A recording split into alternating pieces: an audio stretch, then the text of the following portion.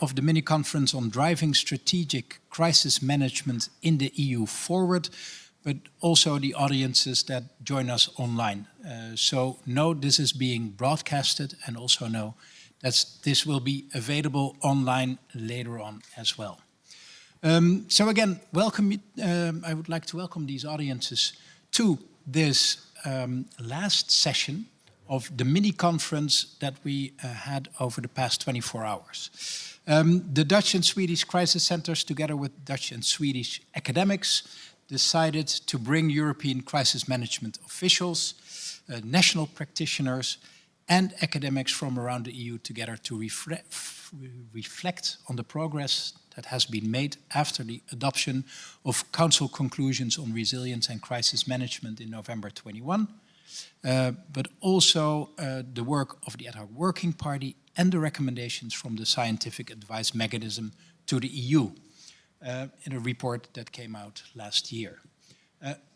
We have had 5 sessions in which we delved deeper into that progress made, and what we will try to do in this last session to wrap the discussions up and come to actionable conclusions to really make progress. And in order to do so, we have a very esteemed panel to kick us off. Then the participants around the table will be able to respond, but we will also allow questions from both the audiences present here and online. So that is the aim for the next 1.5 hours. And I would like to introduce the panel that will help us start the discussions and give you a little bit of a flavor of what has been discussed over the past 5 sessions. Chairing us will be Magnus Ekengren. He is a professor of political science at the Swedish Defense University. We have Felix Blanco de la Torre in the panel as well, as the head of the crisis management at the Department of National Security and the cabinet of the presidency of the Spanish government, and obviously also the chair of the Ad Hoc Working Party under the current Spanish presidency.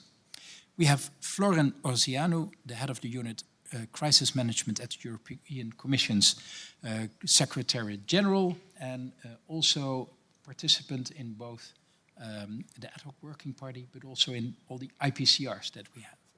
And finally, joining the panel is Marco Zanoni, the Director for National Crisis Management in the Netherlands. Magnus, I will give the word to you to guide us through this next session. Thank you. Thank you, Hope. I have a slide here that is supposed to be up. There we go. Yeah, thank you so much for giving me the honor to chair this last session. And my task here is to be to summarize, but also to come to conclusions with my other friends in the panel. Actionable conclusions. What have we learned from these discussions? How do we go further? I think we should begin by saying, and there has been an agreement during these 2 days of discussions that this EU crisis management system, the development of it has been a great success. In an EU institutional or EU historical perspective, it's exceptional. 20 years from now, or 20 years back, there was very little EU crisis management. I remember, and me and my colleagues, Mark Reinhard and Arjen Boyn, we started to do research on this area, and we came here 20 years ago to Brussels, and we were asking people, we were running to all the DGs and asking, what do you do for crisis management? How do you prepare? Do you have crisis management structures? And they said, we don't do crisis management here. It's the common security and defense policy. It's you take the street to the left and up there and you go somewhere else. We don't do crisis management. And now we're sitting here 20 years later with a report on strategic crisis management. So this is a fantastic development. The institutions are in place, the tools are in place. So we have asked ourselves, what then? What's the problem with this success? And I think that the agreement has been that it's not well known. It's not known enough. developments and these tools and the EU crisis management tools. So what we have discussed is both how do we make it known in the sense of how do we get to know each other better in this system. Second, how do we get the EU member states to know better about the EU tools and institutions and information that can achieve from this system? And how do we get the EU to know itself better in order to know what it wants? That is, to be a strategic crisis management actor. So it's more, we don't propose major reforms or revisions of the system. It's more, how do we get people to know about the system in a more profound way? So the first round, the first theme was to foster European crisis management network. And we have some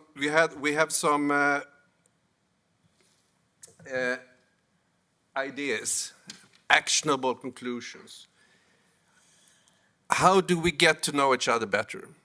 There was a feeling that this whole system has been crisis-driven to a too large extent. We are waiting for crisis in order to learn to work together.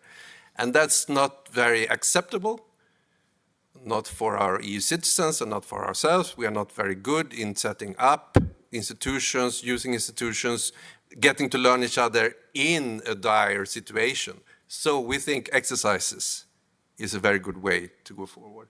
And not exercises with realistic scenarios, 6 months scenarios, 1, 2 years. What are the Union up for? What threats? What crises? More exchanges of officials between the member states and the EU institutions. Secondments is a brilliant way for the national level to get to know better about the EU institutions, the EU, how the EU works, and then they go home and then they have it in their genes, so to say. Meetings and contacts on a regular basis, not only in crisis. Integration of experts and scientific advisors. People like me are so happy to be here once in a while, but I think we would be even of more use, maybe, I hope, if we could be integrated on a continuous basis from academia, from research, into this process and be part of the network, so to say. To have EU crisis management courses was also, education has also come up many times during our discussions.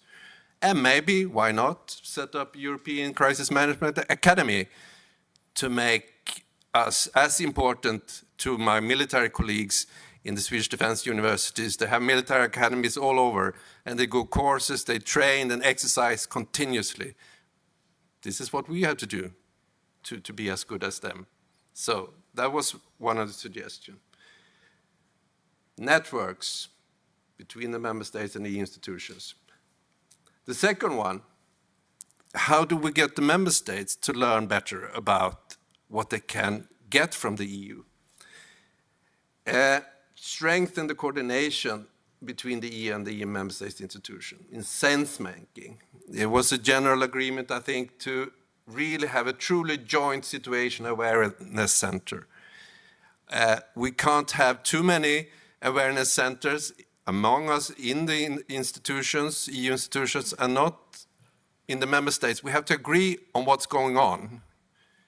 Because if we don't agree what's going on, what crisis we are going to do to cope with together, we will not cope with it together in a good fashion. So raise awareness of the EU information and tools in the member states, and raise also the awareness of the costs of non-Europe. The cost of not going to do it together should be the calculus of the member states, not the cost of just calculate to delegate to the EU, they will cost money. No, we gain from doing it together, the cost of non-Europe. In decision making, we should go from, there was suggestions from scenario planning to preparation for critical decisions, and Marco will help me on this one. We have a tendency not to be concrete enough. We paint a scenario, this will happen, and we agree on that, but what kind of decision will the EU need to be taken in the next 24 hours, 2 days, 3 weeks, 4 weeks? Be a little bit more concrete. And Marco can fill me in on that. Who's going to be around the table? What information does the EU level need in order to take these critical decisions? We can just remember about the COVID-19 crisis. Could we prepare that better the next time? Meaning making, a common message was very much on the lips of many people around the table, that we should tell the good stories, both the failures and the good stories, the common stories about what the EU did in this crisis should fill the newspapers in the 27 capitals, so you get legitimacy for what the EU did in the recent crisis. Tell the public, this is what the EU did, this was something that the member states couldn't have done on their own. A common story is very important. And learning, the common institutional memory. If you don't know where you're coming, if you don't have an institutional memory in this system, you have nothing to, it's difficult to do progress, because then you start over and over again on zero level. So really, in institutional memory. And we discuss where this should be placed, and a natural place would be, of course, in a joint situation awareness center. And the ERCC, for example, has built up this institutional memory for many years, and we can build on the experiences that already exist in the system, but really strengthen that institutional memory. And we were all agreement, this is not the EU taking over national systems. This is more support. It's extra-national rather than supranational European Union. Extra-national is a term. How do we get these people in? I have a story from Sweden. During our forest fires in 2014 and 2018, the regional authorities in Sweden had no idea they could call for help from the ERCC, from the EU system. And when they called, it was 1 week into the forests. A lot of acres of forest were lost. So the information here is key, of course. And then the Italian and French Canadair lifts came and helped us out. But it was a loss of several days just because of information, not knowing about the system. Again, and the final, strengthen the political strategic e-crisis management. We had some very good actionable conclusions. We should involve the EU's political strategic level more, maybe through the exercises, really to have the political level taking part in the exercises, and build on recent successes, of course, during the COVID-19, how the Commission took a strategic role after a couple of days, after the national reflex. And we discussed how do we get away with the first day of the national reflex before we can have strategic crisis management from the EU level to shorten the time of national reflex. A more clear division of labor between the political and civil servant level, raised awareness and influence of the integrated political crisis response and the ISA reports in the national system, but raise awareness also integrate the Commission cross-sectorial coordination in this EPCR process. Before the EPCR roundtable, the Commission is coordinating. The Member State should be more aware, should take more part in that coordination. That was also a conclusion we had. And to integrate the COM coordination and the European Response Coordination Center's foresight and strategic decisions should be more used by the member states. So the member states are not just linked into the system through the council, but also should take more part while the Commission is preparing for the EPCR meeting. And establish a procedure for declaring EU crisis. We had a discussion over a glass of wine yesterday, so it's a first tentative conclusion, we could say. But there was a feeling that, of course, the EU was not built for crisis management from the outset. And when the crisis hits us, it takes time. Bureaucratic procedures, legal procedures, financial procedures takes time, and it's not very efficient. It's not very good in crisis. So if we could come up with a system where you have some kind of state of emergency, or you have some kind of easier procedure, quicker procedures for the European Union to act effectively and more timely, that would be of the essence. We can discuss it, how to do it, to make it a strategic crisis manager. So thank you very much. And Marco, would you like to fill me in? Yes. Thank you, Mr. Chairman. I really liked your points, and I think it was a very fruitful discussion we had yesterday evening, and also this morning. And it always takes some time to understand each other, to understand terminology, to understand different cultures, and coming from a capital perspective and the perspective of a national crisis center, understanding what my colleagues are actually doing in their roles, in their countries, in the way the government is structured. So let alone how to do that on a European level, that's even more complex. And I just wanted to add some points and maybe start a little step back, because I think within civil protection, everybody did a very fine job the past 20 years.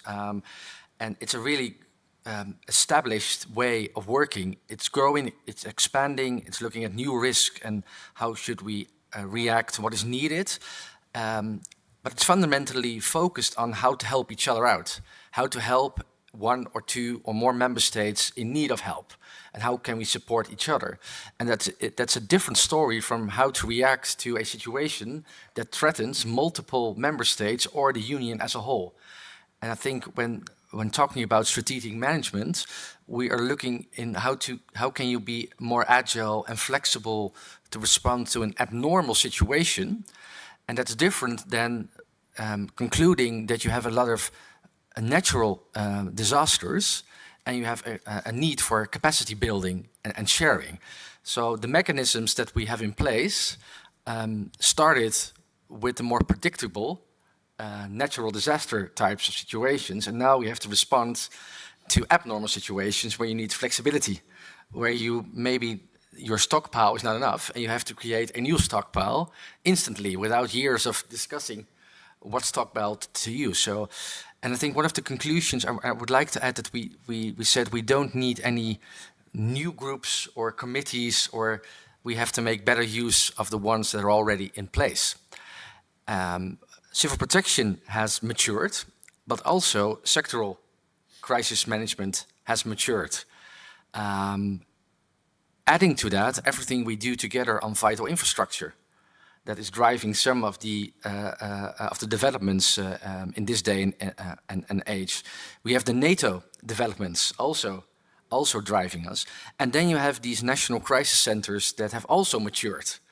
So there's maturement on all levels, and it's only natural to look at the mechanism as a whole, to say, do we actually know what is happening in the different sectors? And how do we bring all those developments together in a logical way?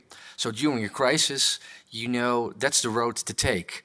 Now we need political decision-making. Now we need sectoral decision-making. Now we need a more logistic operational cooperation. So it becomes more complex to coordinate all the things that are available. And I think we have some homework to do, looking from a national perspective. We have to know what is available, as you said. On a national level, we have to put the EU component on the crisis agenda. We have to use each other, formally and informally, to talk about dilemmas, to maybe during a crisis, or at least in building up to a crisis, try to use the foresight that is available in the scenarios and think about what would be challenging, what do we need from a European level, what can we contribute, and what's the forum or the arena where it's best addressed. So it's not only looking at the EU institutions and saying, well, good luck, but it's also up to the member states to to join, to flag something, to put things on the table, to ask questions, and to contribute. And I think the conclusions that you put on the slides will help us do so. The specific point about the critical decisions, I mentioned yesterday that when you look at your preparation, it's impossible to prepare for everything. When you look to what is the added value of a joint European decision-making process on the highest level, that can only be about those decisions that an individual member state cannot take on his own, or it can, but it will affect and impact others, so you shouldn't do it on your own. Not because you have to work together, but you want to work together. And I think in every crisis type, there are 2 or 3 critical decisions that will impact multiple countries. And those are the decisions that you can identify, be it cyber, be it an energy shortage or outage, being it a large disinformation campaign or migration, all those things. So I think we can step up in preparation in talking about those few critical decisions, do that on the political level, and actually know if that crisis occurs, then those decisions will be on the table. Of course, there will be unknown decisions, but you can actually prepare for some of them. And as Hans mentioned from the ERCC, there are a lot of operational exercises. Just sometimes put an extra layer and add some political part of the exercise. So just to add on what you've already said. Thank you, Marco. Very good points. Felix, the floor is yours. Thank you. It's difficult to speak at the end because almost everything has been said along these 2 days, but I will try to summarize a bit. I was glad, I knew that but to listen to the different representatives of the European Union, main bodies, institutions, that there is a huge interest on crisis management and a lot of structures. I mean, the Commission, the External Action Service, the Council, everybody is deeply involved in crisis management. And one of the things that for me, I knew but came clear is not a problem of structures. There are enough structures and things in place. There is a lot of room for just streamline procedures and everything. We just learned that the Situation Center of the External Action Service just moved today. They have a new center, this 24/7. They have the 24/7 in the ERCC, the Emergency Response Crisis Center, meaning we have structures. We have enough, and I guess that was a common understanding from everybody that it's not a problem of we need new structures, it's more or less a problem of how to make them more efficient and working better. There was a lot of talking about lessons learned around. Everybody was talking about, and this is something that is quite useful nowadays. So within the ad hoc working party, and I always call it on the long name, preparedness, response capability, and resilience to future crises, because it is usually called abbreviated on resilience, and that time some is misguiding because it look like we only focus on resilience. We are doing lessons learned for previous activations, meaning this is what you have to do. So we want to know what we did, how it went well, what did go wrong, what can we improve, what we should keep, and we should change. One of the things also on these days came quite clear is that we are not so good at forecasting, prevention phase, horizon scanning, looking for scenarios. So, and everybody's trying also to develop that. The FCC, they told us they are also deeply involved in that. The informal horizon scanning network is trying to do that. So at the end of the day, we had there more questions than answers. So several speakers put up a lot of questions in front of us. So that tells us that there is room for improvement and that really we can dive deeper in this. One of the things that can be useful, and we believe that it has been several times brought up, these informal networks. We have one of the Digit network of crisis centers, and Spain, as the current presidency of the European Union, is organizing together with the Secretariat, the Benelux, the next meeting that will be on 31st of October in Madrid, in Spain. And we believe these informal networks are also useful for crisis management improvement. So to be very short and brief, in summary, what we should do is to finalize the current exercises on looking for the duplications, overlaps, and try to streamline procedures, not to try to have new structures, but build on the one we have. And at the end of the day, as a previous background of lessons learned officer, we call them all the time lessons identified. So there is a jump from the lesson identified to the lesson learned, and it's the remedial action. And this is what is about this workshop, to try to find some actionable measures, something that can be really taken, because if you don't take any remedial action, the lesson identified remains forever. As if you do something, and this is, I guess, what was everything about this mini workshop, to try to find some actions that can be bring forward to try to improve. Thank you. Thank you. Thank you very much. Is it on? Yeah. Thank you very much, Felix. No, I completely agree with you. You bring up really the essence here. I have this feeling, lessons learned, identified lessons learned, it's exactly what we can do also through the exercises. I participated in exercises for the EU systems, and what I learned from my colleagues, crisis managers, is that if you ask them, do you think this is a good EU tool? Do you think this is a good EU institutions for crisis management? Do you think these resources are good? Yeah, depends if it works. That's my answer. That's the answer you get from the crisis manager, really the field perspective.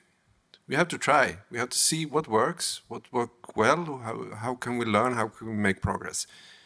So that's, I really think it's very good you bring it up. Thank you. And then Florin, the floor is yours. Should you have this one? Take this one. Thank you very much, and good morning, everyone. I'm happy to be invited here, and I've seen some of you yesterday, some other familiar faces I know from other fora, from the Ad Hoc Working Party, from IPCR. So I'm really pleased to see the interest of this mini conference. Felix was speaking about speaking at the end. Well, what about me? But I take it not that this is the end, this is the end of the beginning, or a new beginning, because I hope this is a beginning of a process, and things will not stop with this mini conference. I think there's a lot of substance here that can be taken forward. But I would like to refer a little bit to some of the recommendations. That's the fundament and the basis of our mini conference, the recommendations of the chief scientific advisors. And the first one that I would like to refer to is the concerning the crisis management structures.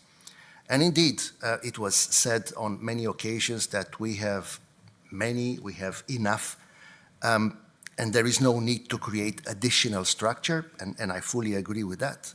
The only thing is to use them better, to make use of the synergies between them, and how we organize the workflows, how we integrate the existing networks and tools. And yesterday I was mentioning the IT tools. I was referring to Paragon, the IT application developed by the Belgian Crisis Center. But I also mentioned that each member state has probably the same 40 plus IT applications, alert applications that the Commission is using, and how we can make things more integrated in order to get a better picture of a complex crisis. And that's part, I think, part of the, or one element of the possible solution. And then there were, again, many discussions about the DG network, and I would refer to that a bit later. But in order to make things happening, I'm looking to the Council conclusions that were referred to from November 2021. And when I look at the points, almost or all of them are already done, implemented. So I think it's a good way to push things forward. It's not the only way, but it's one way to do it. And perhaps we can have a further discussion how to some of these, at least some of the proposals that were made here and some of the concrete steps could then find their way into some sort of council conclusions that would then push a little bit the things further. Now, another recommendations of the advisors were to develop ERCC as a core hub. And I think there is no doubt, and from the discussions that I heard, there is full agreement on that. But how to make it happen? And I think I know from the past that there is room for example, liaison officers that could be deployed and they can be hosted in ERCC. There is enough room for them. They can be hosted, and it would be a very useful experience to gain and also to see how things work in practice and then take that experience back home into the National Crisis Center or the national structures and develop that network and liaison.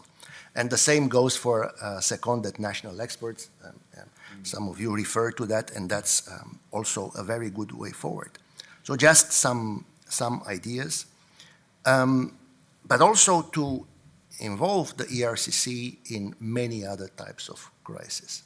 And that can be tested, and I will refer a little bit later to exercising and stress testing that we heard a little bit earlier.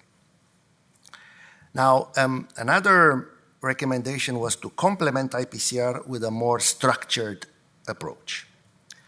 And here, I would like to refer a little bit to the DG network of crisis centers. Now,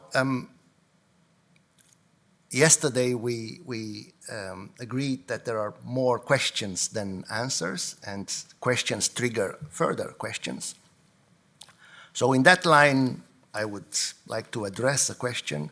In a crisis, would you privilege an intergovernmental process, or you would prefer a more flexible, community-based process? That's probably part of the thinking how the DG network should evolve, and if there is the willingness to link it with the EU, how to do that. Another possible reflection is concerning the change that will happen next year. It will be probably a window of opportunity when there will be European elections, there will be a new parliament, but also a new college. And as you know, currently, there is a commissioner whose title is Crisis Management, full stop. And if you read the mission letter, you will see that the portfolio can cover any type of crisis. Would that be a good interlocutor for the DG network? Would that be something that you would like to consider when developing further and integrating better the DG network? It's a question. I think it's worth continuing to discuss on that. Another recommendation was to update the mapping, and we have already started to do that. The Commission has done a huge effort in compiling a mapping of crisis management tools, instruments, and mechanisms, and that was shared with many of the council formations. also with the member states, with the permanent representations. And I see that the same approach was also done on the council side with all the working groups that are relevant for crisis management. And I think this should continue probably as well.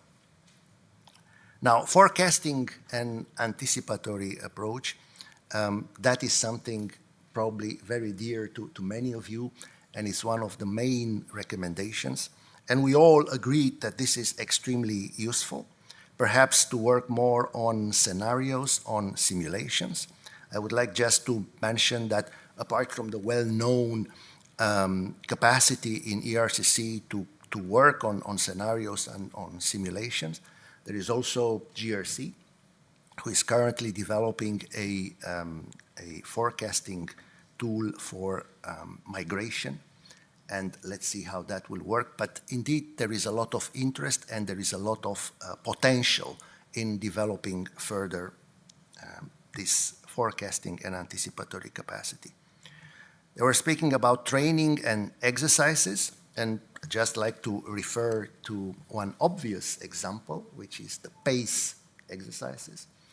And I think perhaps if we want to be serious about more exercising or better exercising, I think we should also be a little bit more committed in participating in these exercises. I mean, you very well know that the last iteration of the PACE, we had initially 9 member states to a certain extent involved. In the end, there were a little bit more. Now, fully participating means also to be serious about this exercise.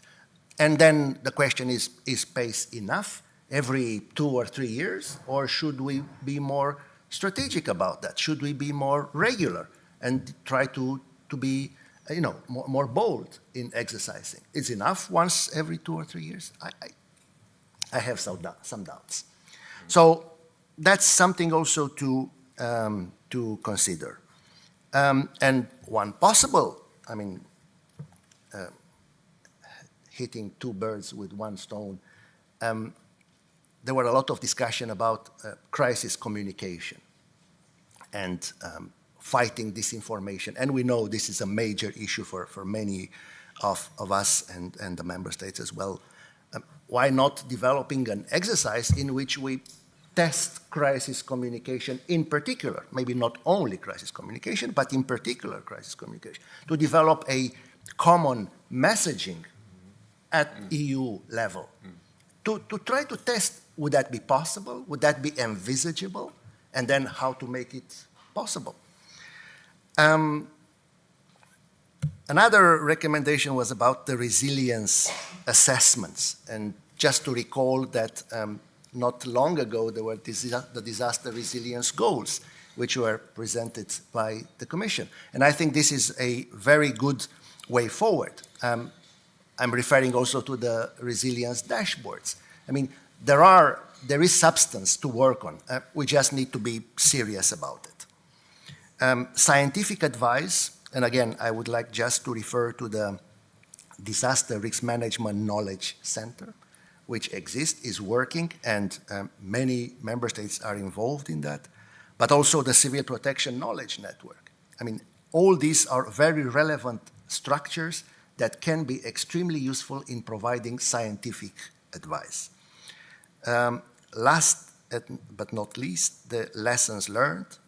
And here I think there is a lot of room for improvement. I would just like to refer, for example, to the PACE lessons learned. Yeah? We draft them, we sign them, and then we put them in the drawer and we tick the box. And that's it. We never work on those.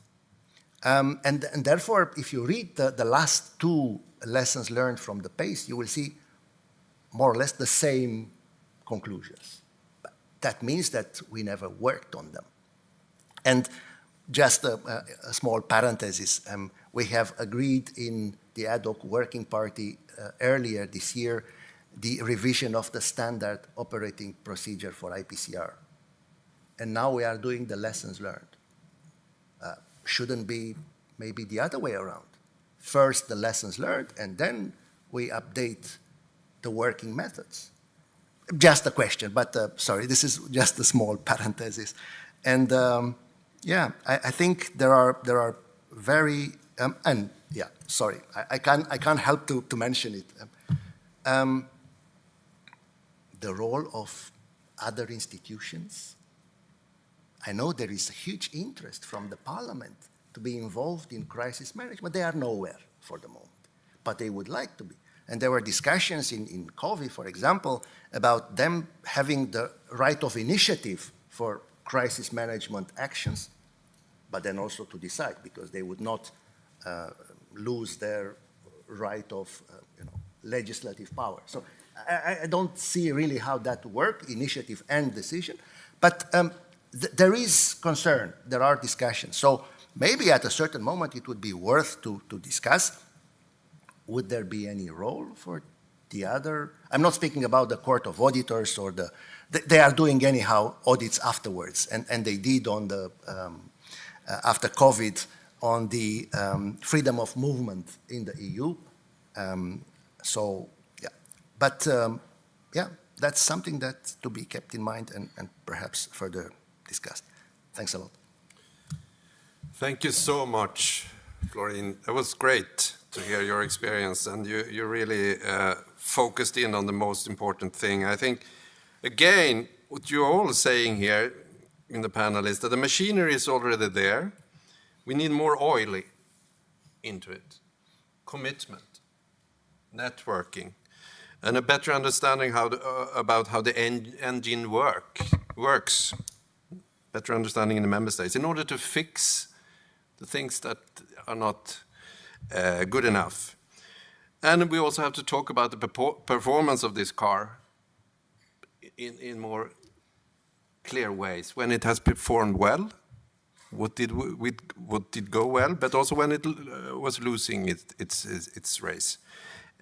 So we are really on the same page here. I can't help, you evoked some very good thoughts in my head, I think. Why can't we draw more on lessons learned? How could we do it better? Couldn't you are saying you're a proponent of more exercises. Aren't the exercises, the design of the exercises, there you have a really good opportunity to bring in the lessons learned and just exercise these things that didn't go too well and focus in on them in the exercise. What do you say, Florin? Thanks. Yeah, it's a challenge and depends very much on the commitment. I can tell you how it happens in the Commission. I mean, we have an internal audit service. They do an audit, and then the service which is audited needs to do an action plan. And then they are, again, audited to see if that happened. And that's how it works. And that's how things are implemented. You are somehow obliged to do the action plan, and then you are checked if this has been done or not. And if it's not, then it will stay there in your management plan for the next year, and you will be assessed based on that. So I don't know if that could be extrapolated, but it's a question of doing first the right sequence of the elements. So first you do the lessons learned, but you don't do it after 3 years. You do it when the things are still warm and fresh in your mind.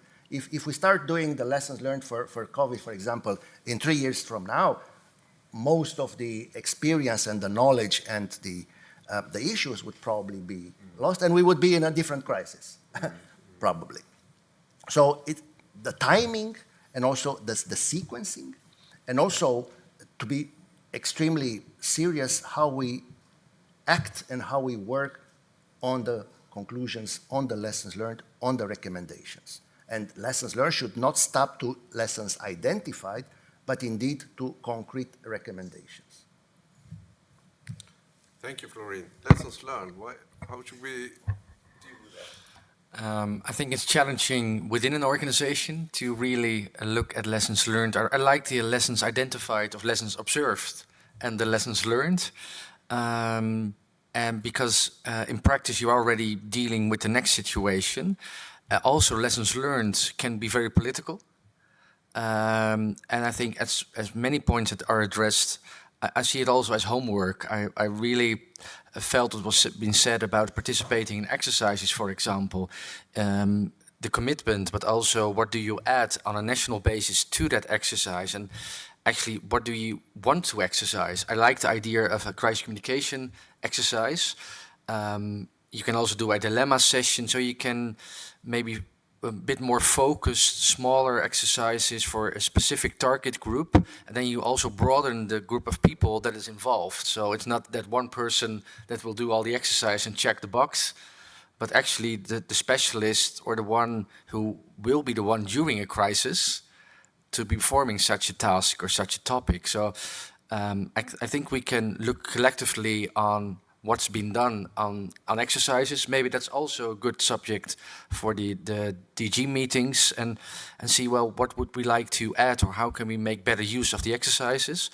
I don't think that you have a kind of an oversight function on a European level to see if everybody has implemented their points of action. That has to be done on a national level. So you have to feel that it is necessary, and if you think, well, that's a valid point, then you have to implement it yourself. But we can actually, in an informal way, talk to each other and how did you actually implement it? How did you make it happen? So maybe the more informal side of things can be used to be more focused and talk about such specific topics, not the whole broad range of everything that's happening in crisis management, but some very specific topics. Thank you. Felix, lessons learned how can we be better? How can we learn from lessons? As I said, for us, being literally in the planning, what we did in the past when, as Florin said, we have lessons learned in a drawer and they keep coming and coming and coming. At some point, we accept that some things cannot be changed and that become planning assumptions for the future.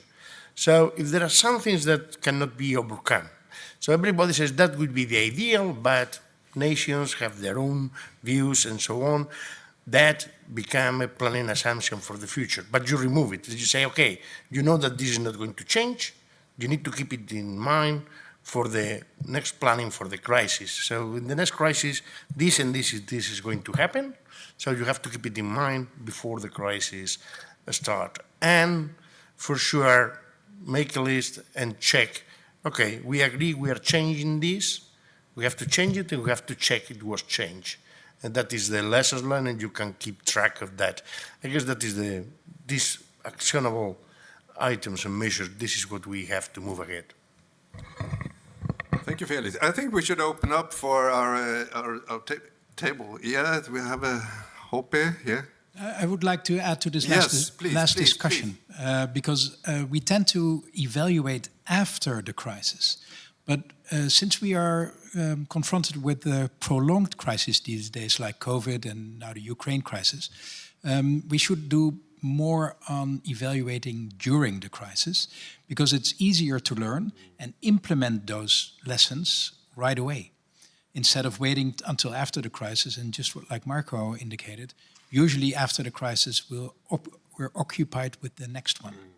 So that would be an idea, maybe for Felix to take up. You're doing the evaluations of the IPCR activations on COVID and the earthquakes in Turkey and Syria.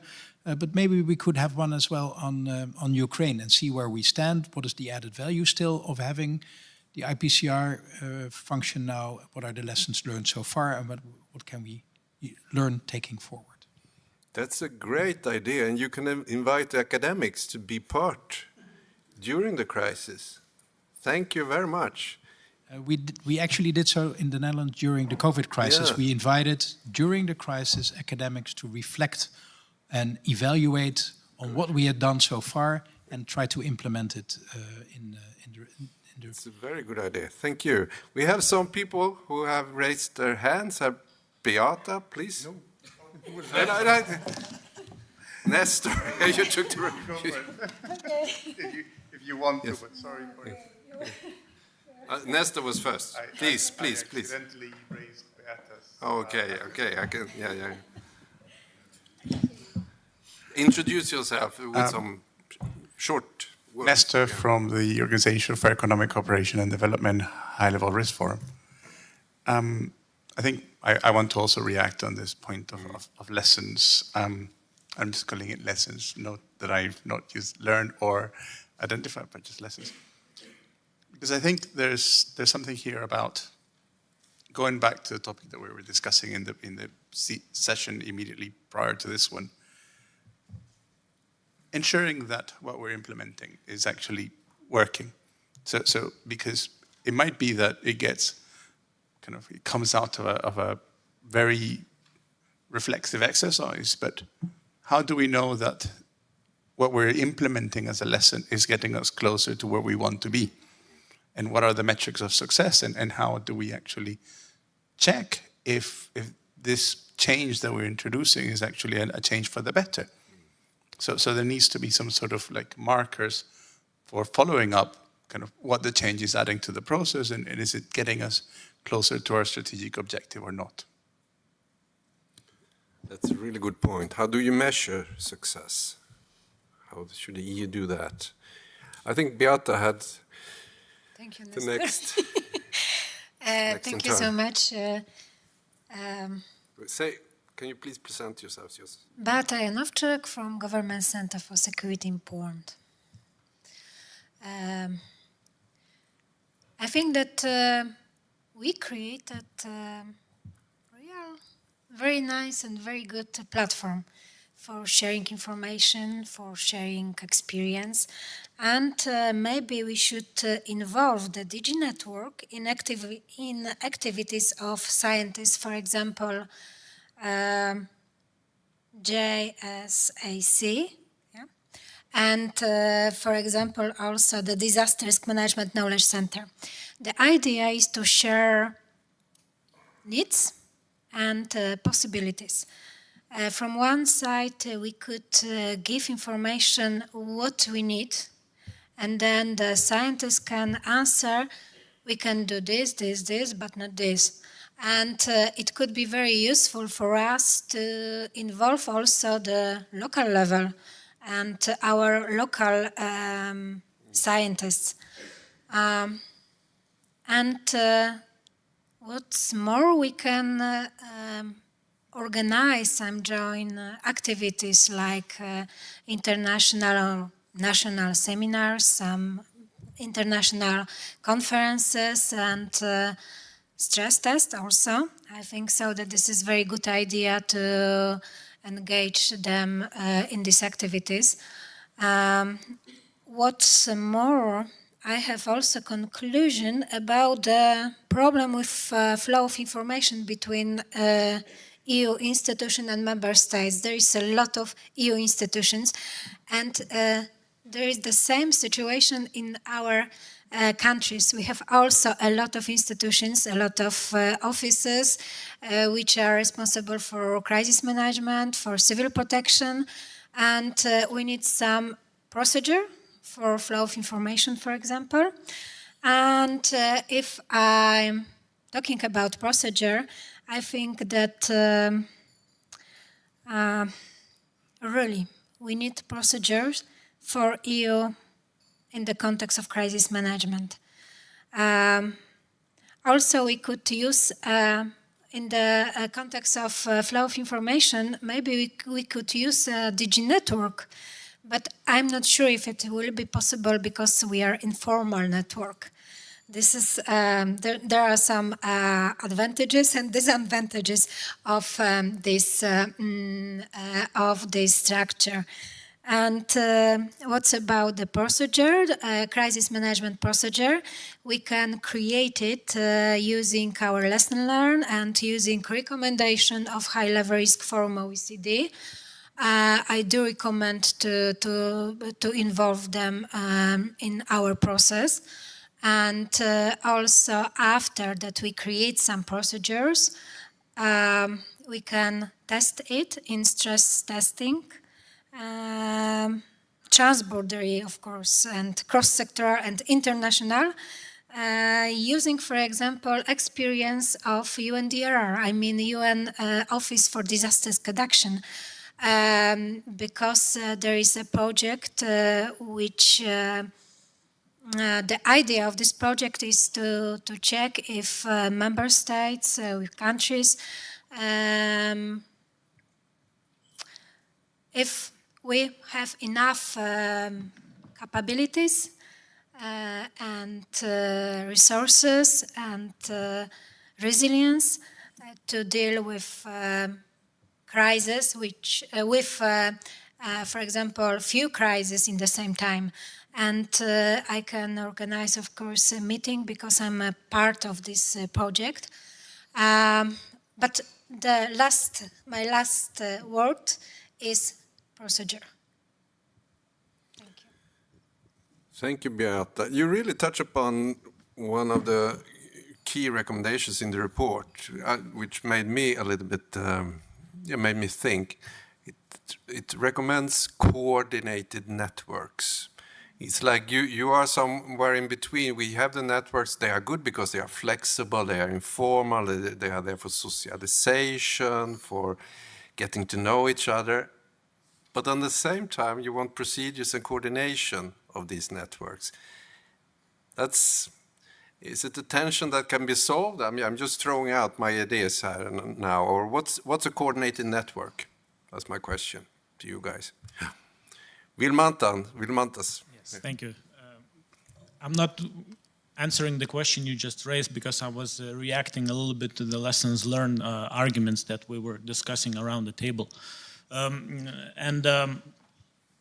I think I understand the purpose of it, I understand the meaning, and I understand the effect, positive effect, but also I have to be a bit careful from the practical perspective I'm speaking about the sacredness of lessons learned, that it's always good, it's always positive, because I think we have to take into consideration that lessons learned, especially lessons learned, they cost money, and sometimes huge amounts in order to reform, to change, and it has to be reassessed, I think, in many, many aspects, looking from the effect sides, because, and I've seen also from experience sometimes, especially when we talk about lessons identified from different instances, I can see sometimes contradicting lessons identified. And then I think it's very important for us, as I mentioned before, to assess the effect of it. And another important element, because usually the lessons identified are driven from one particular crisis. And the crisis, as we know, they are not identical. They're always different because there might be nuances that we have to take into consideration. The environment is different. Those who react is also in a different composition. So before we make this general conclusion that lessons learned it's always good, I think we have to reassess sometimes and not make sudden decisions because they might be misleading. Thank you. Thank you. That's a great point. My follow-up question, how are these lessons learned or these reports discussed? Are they discussed among the member states with you in the lead, or exactly what you're saying? What can we draw from these lessons for the future? They shouldn't. I mean, it's not obvious often. So where is that discussed? I can try to give a beginning of an answer. The lessons indeed are discussed in several fora. In PNG, for example, in PSC sometimes. They are presented, I'm referring to PACE lessons learned because this I was involved in. And there is a debate, there is a discussion, and then the lessons are somehow validated. I don't think they are formally adopted, but they are validated, and that's it. But my point was that they are not followed up. And I agree, they cost money. Definitely, at least some of the recommendations or the conclusions, they cost money. Just to give an example, the fact in the PACE exercises from 2017, we already identified that we do not have a mean to communicate sensitive information, classified information. I mean, if the Commission want to communicate with the EAS, we are using one system. If we want to communicate with the Council, we have a different system. If the Council want to communicate with the member states, they have a different system. If we want to discuss with NATO, there is a different system. And so on, and I can continue. So one expert in security said, but this is good, because if there is one breach in one, there are the other ones who are safe.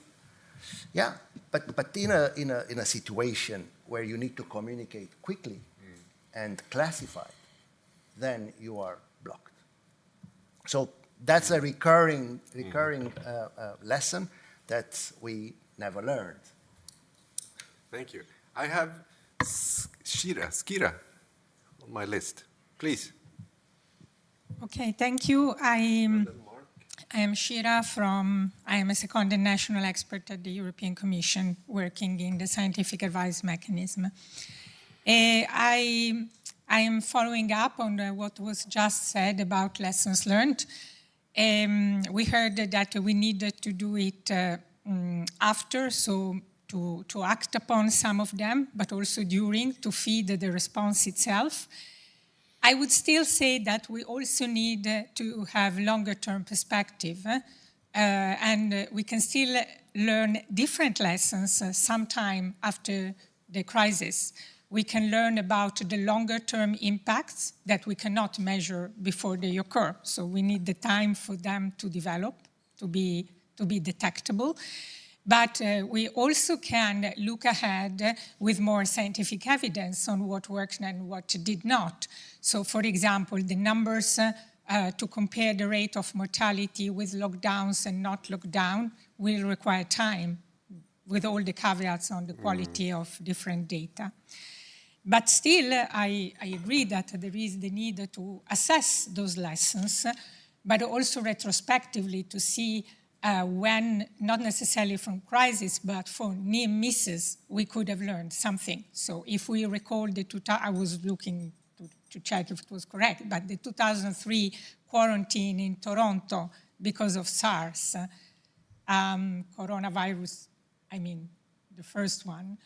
So what have we learned, and what could be shared among different states to understand also the longer-term consequences of that event that we forgot? Because at a certain point, we learned, but also we unlearn.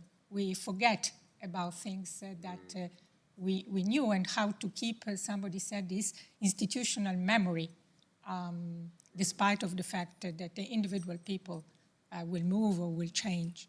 Thank you. Thank you, Shira. Now we are back to Nestor's question of the measurement of success. I mean, it's how do we do it? Was the EU successful? What's the cost of non-Europe? What was the cost of the EU not being so successful in that particular crisis? It's difficult, but at least we have to try to get at it.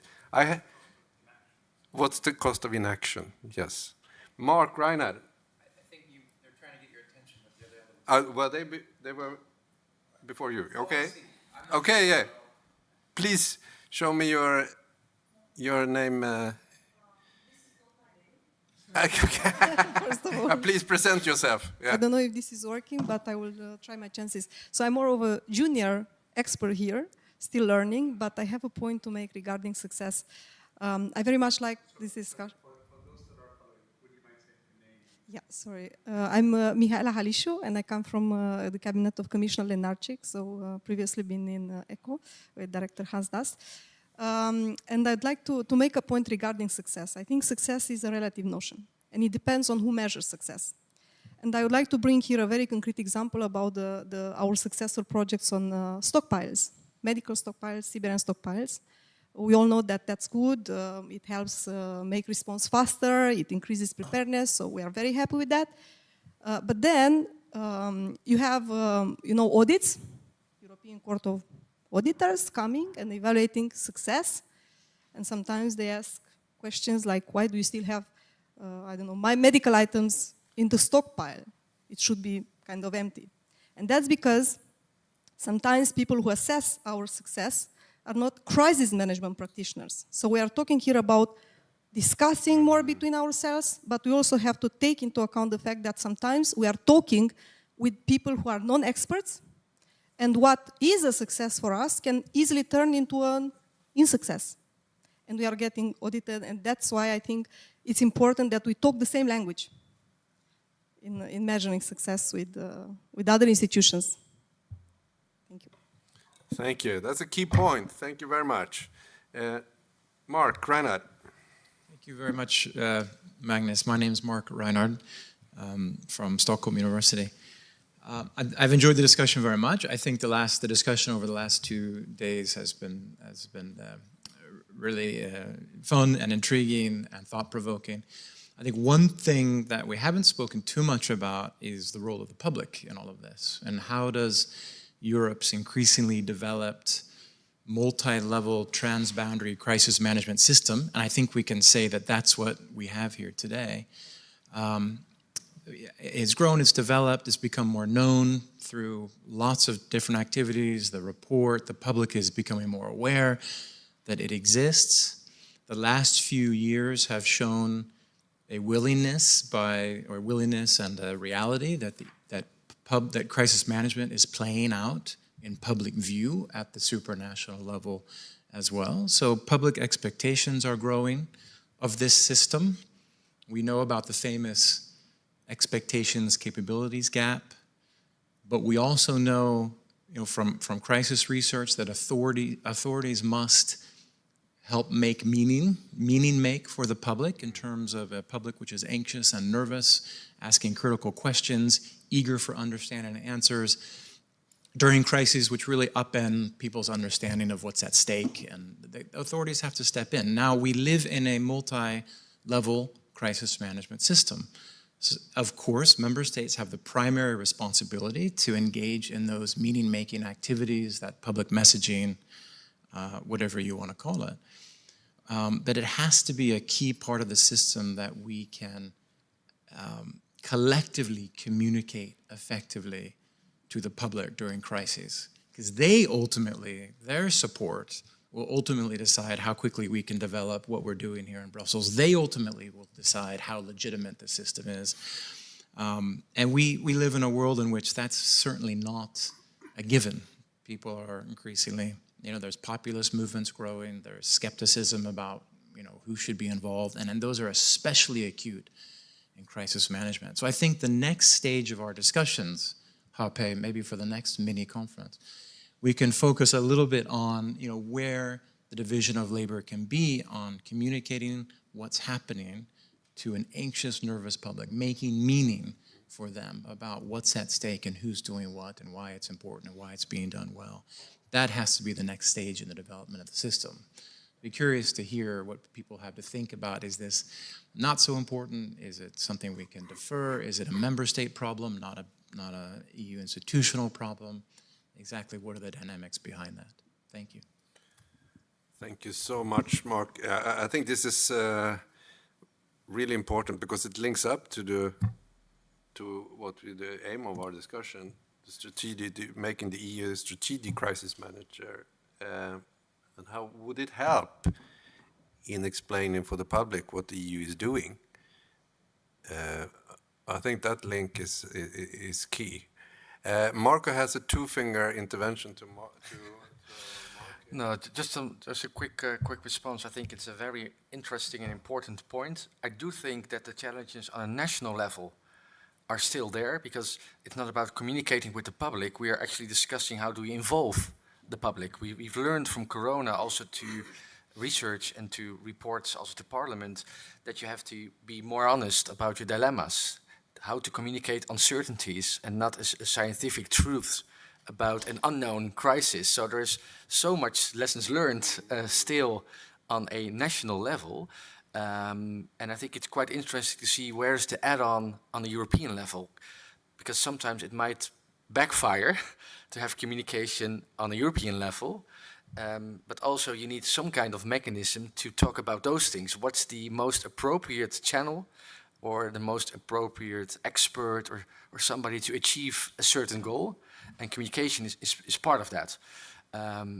Like I mentioned, in some situations, for example, disinformation or sense-making, I would really love sometimes to have a European expert being such a credible authority that you don't have on a national level any discussions anymore because there is a European authority that is believed by. So I think it has many dimensions, but still at the home front we're looking at how can you actually involve the public, how can you be more open about your dilemmas, and really thinking about this on a European level is even a next step, but we have much to learn on a national level still.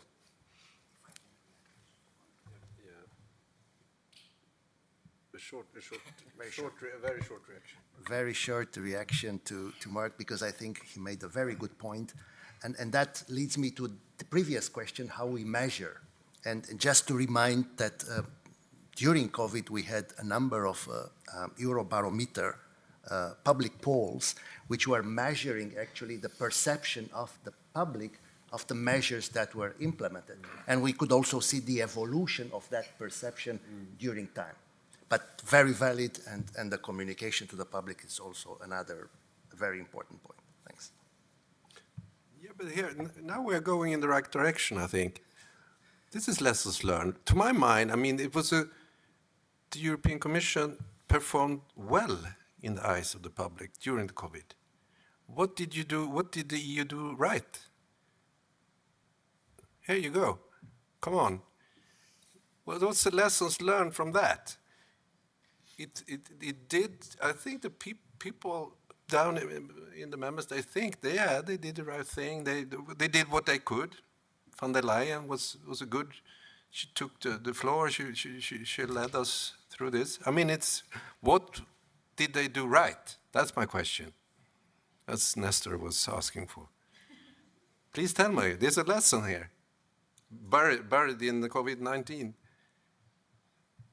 Well, I'm still struggling because I really don't know how the public viewed Europe. I think we got a lot of criticism on the differences between the different measures in the various member states. Yeah, but that's the member states' competence. No, I know, but if the public can actually distinguish between what is done on what level, so it triggers me to go home and to look at those polls. Yes, I know, but it's. What I think it's important to have those polls, to use them as an input, to put them on your crisis agenda, because it's important that to kind of have a sense of what you're trying to achieve. Is it understood? Is it seen? Or are there some gaps? And maybe it's not about communicating more, but doing other things, and have the public judge it for their own. I'm glad to hear if there are any other observations on that point. I think it was rather difficult. Thank you. Yeah, sure. But I think we have Maria first here. Yes. Thank you.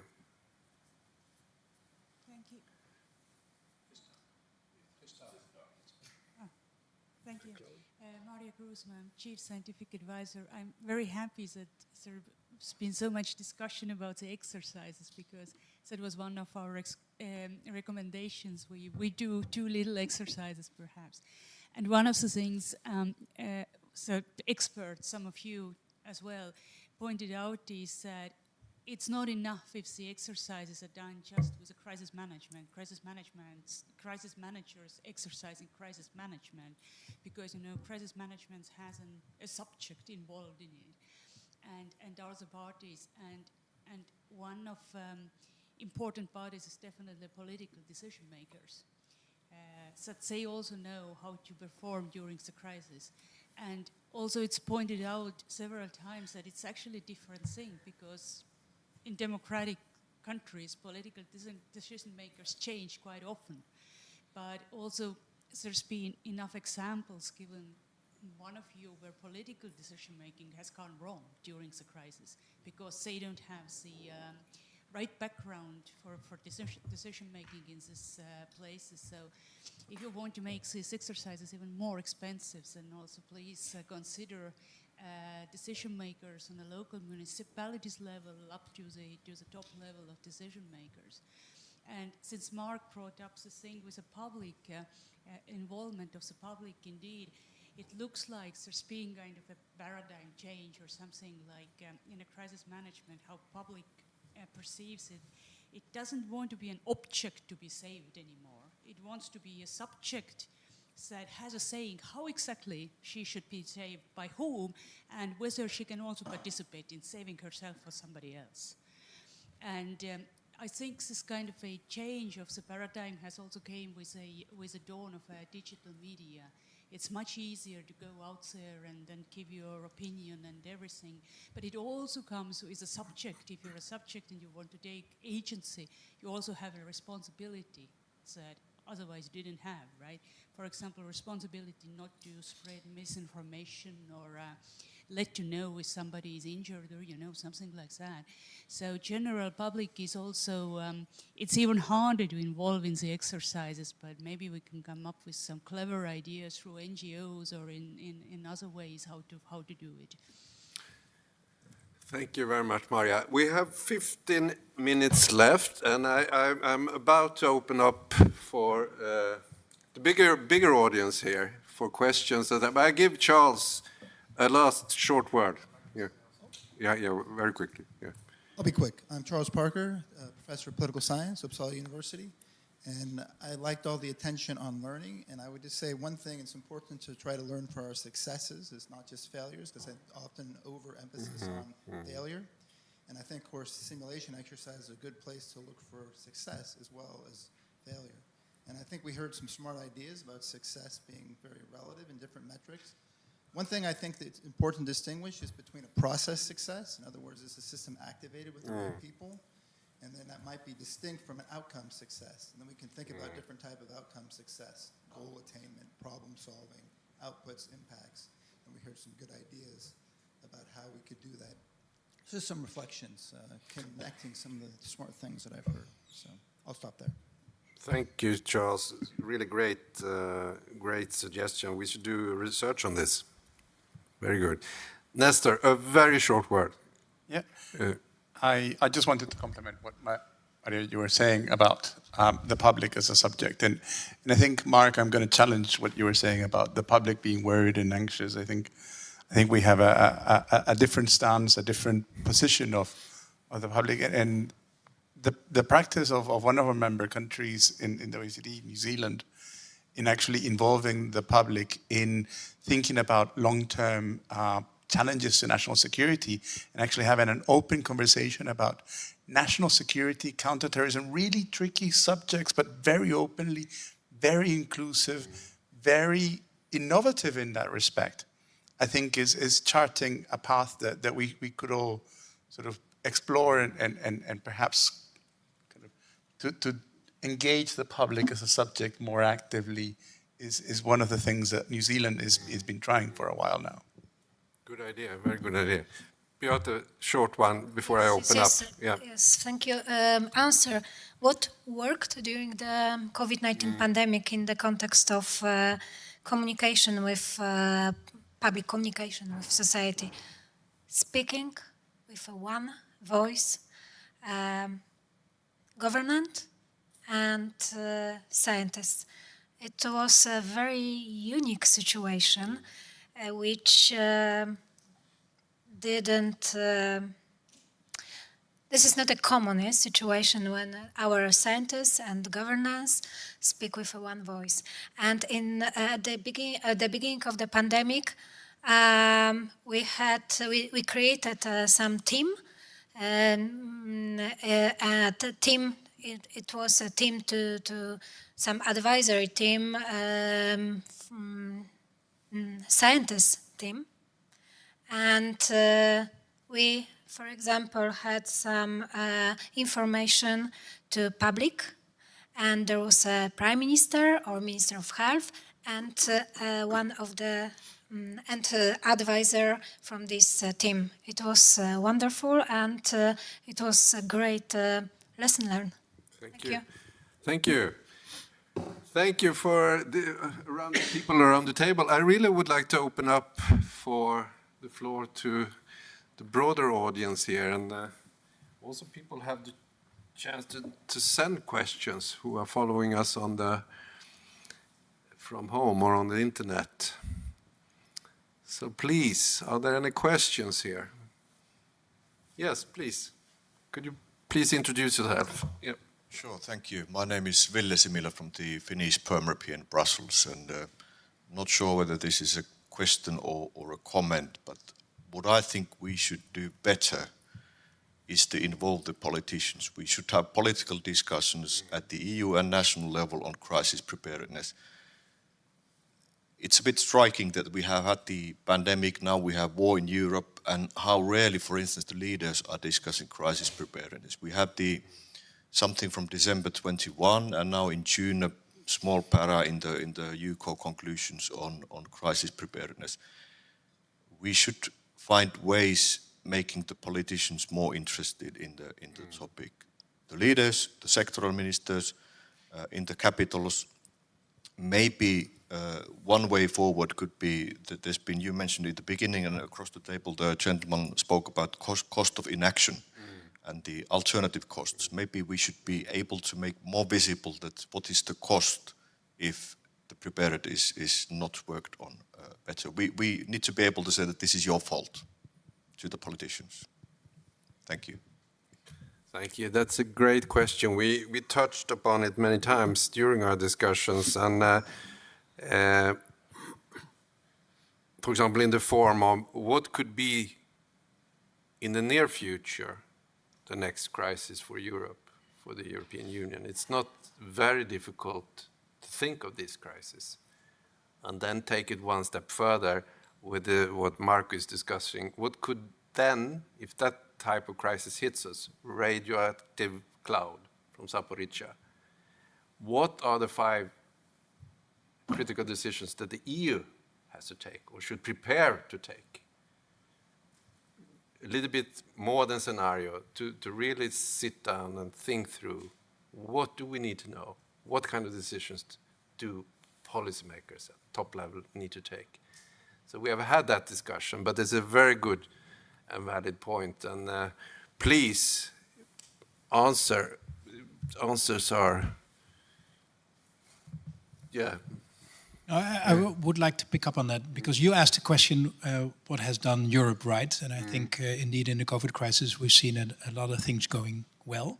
But I would call Europe a reluctant hero in the sense that Europe often, and I'm not talking Commission, I'm not talking Council, I'm not talking External Action Service, I'm talking Brussels in more general ways, always was late to the party.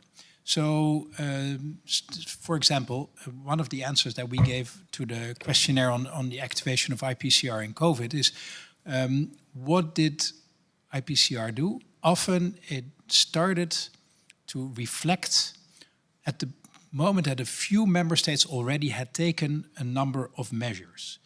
And then the question was, okay, so if 4 member states are already preparing themselves or taking actual measures, shouldn't we come in? Shouldn't we start to coordinate? And then should we come up with some more general approach? And that general approach usually worked, but again, it always came after the party. So you often see that with IPCR activations, it's only in response when the crisis is hit, and we hardly do anything in preparation. So I know Hans with the ERCC has his scenarios, has his things that could happen already before the crisis hits, but we hardly discuss it. And that I think comes also to Vile's point, because sometimes it's being deemed to be too politically sensitive to discuss preparations, potential crisis coming up on our horizon. Politicians don't want to get involved yet. Coreper underutilizes the crisis mechanisms that we have. We underutilize what the Commission has. So I think there is still a world to win. This is a fantastic discussion, but do you think it's the same? The feeling is the same after COVID-19 and Ukraine. Now the EU has shown to take decisive actions. Don't you think this reluctance is fading away a little bit? But again, these were after the crisis had hit. And so it would be more effective if we start thinking about these things. And I think we touched upon it during the discussions that we had, to start thinking about these things so you can be faster before the crisis or faster in the response. Just one point, because I fully agree with you, but it's not an autonomous process or something. It's not something abstract. We are all part of the same response. So when you're at a national level, you have to put it on the agenda, have to say, well, shouldn't we be doing this or that, or could we discuss this in a European forum? So it's not something that's happening somewhere else. It's part of our own responsibility to act earlier, but also to not only look at our own response, but say, well, what we're about to do, shouldn't that be something that should be part of a broader framework and at least have a parallel process? So I fully agree, but I see we're partly responsible ourselves. That's really interesting. It's kind of reluctant European leadership in crisis, and how do we change that into a more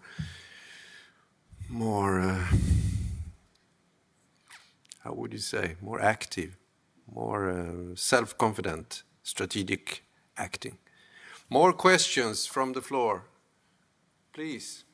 These people have been talking for 2 days now, so I want to hear some more new voices.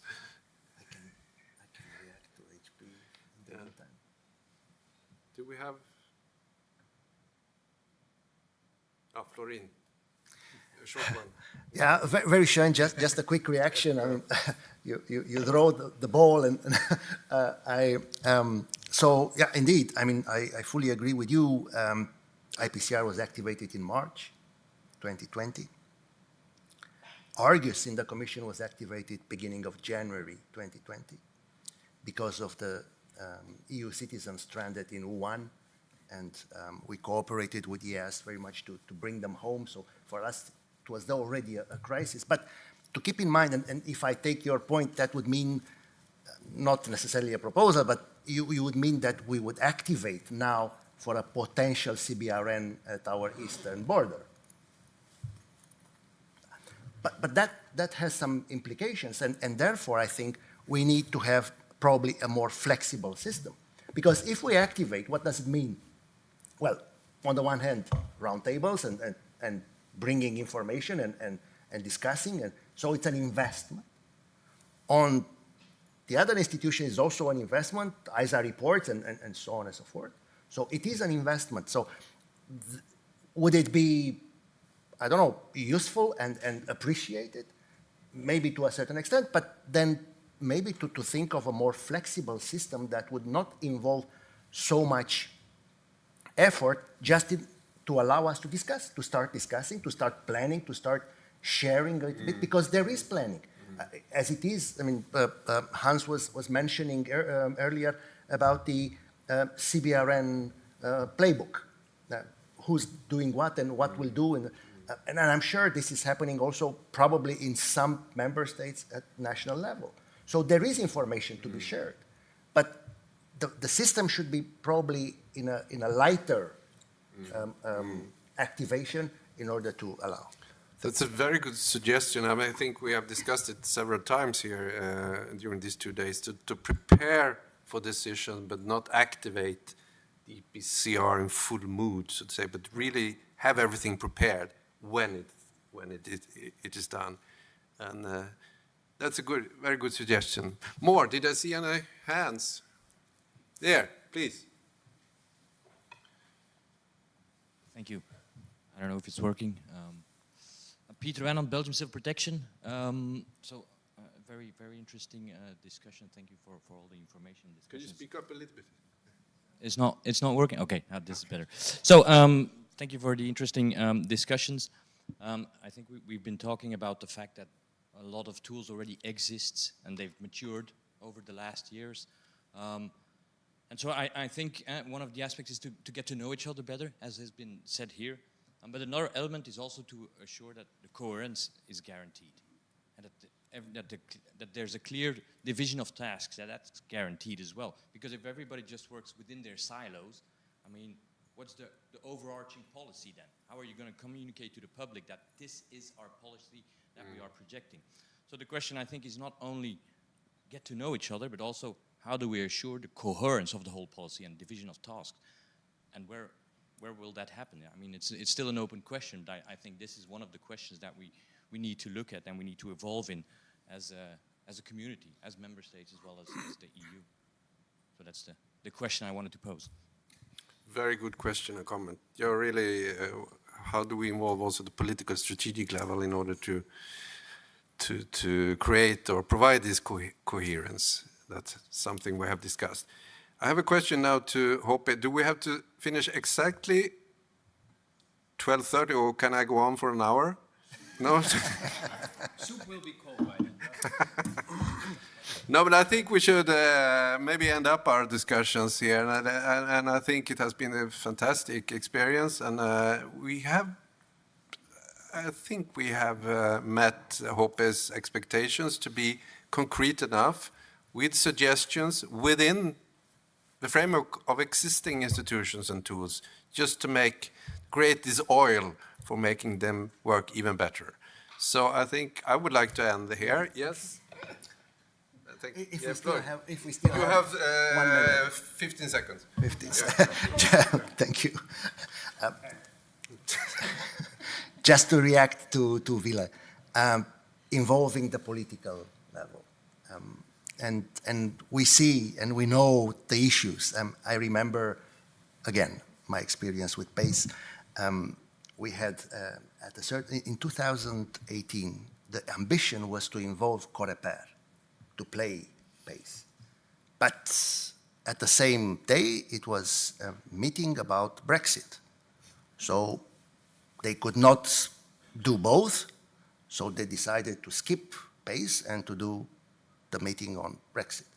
But then we discussed that we need to be able to handle several crises in parallel. So then, yeah. But coming back to, and I think you just, you didn't mention it, but I can give the example of the Finnish, because they are probably a good example. Not the politicians. Probably it's very difficult to involve directly the politicians, but their advisors, those who are advising the politicians, if they could be involved more in our networks here in Brussels. And the good example is that it's the third time when some experts from your administration offices, Prime Minister, and are coming to meet the people, to know the people, exactly, to just learn and express their views and get an exchange of views. And that probably, hopefully, will feed back to the politicians. So that's probably one way to do it. Very good suggestion. To be a strategic crisis manager, you need to have the networks, you need to be known, and you need to have the political backing. That's my own conclusion. Please, Hope, take over. Thank you. And I would like to thank the panel for guiding us through the actionable conclusions that we've drawn over the past 6 sessions. So that's really been a lot of fun for me. I was reflecting, I've been working on participating in many formal meetings on how to improve strategic crisis management at the EU level over the past couple of years. And I found it refreshing because not to only have the familiar faces around the table, but also to have the outside perspective of academia. So I really would like to quote Florin here again. He said, "I hope this is the end of a beginning." And I really hope that it is an end of the beginning, and that we are going to create a community around this topic, a community of crisis managers, but also crisis officials and crisis researchers at the EU level that can more regularly have these kind of debates and reflect on where we are and whether we are actually making progress in getting more strategic about our crisis management. I think this past 2 days did indeed deliver many actionable conclusions. So we are going to make sure that we share them with the interested people, with the audience. We've been already asked to give a debrief at the DG Networks meeting in Madrid, but we will do so at other fora as well. So let's keep this discussion going, and let's keep this community going. That would be my hope. So I'd like to thank the Commission, the Council, the External Action Service. I would like to thank the DGs of the National Crisis Center. I would like to thank all the academics that contributed to the discussions over the past couple of days. I would like to thank especially my co-conspirators for making this all happen. And I would like to thank the audience here in the room and abroad. For the audience here in the room, we have, and the participants, of course, we have soup and sandwiches. Online, sorry, we cannot deliver everywhere, but it's great that you were with us. So again, thank you to all. Let's keep the discussion going over soup and sandwiches, but later on informal and informal settings.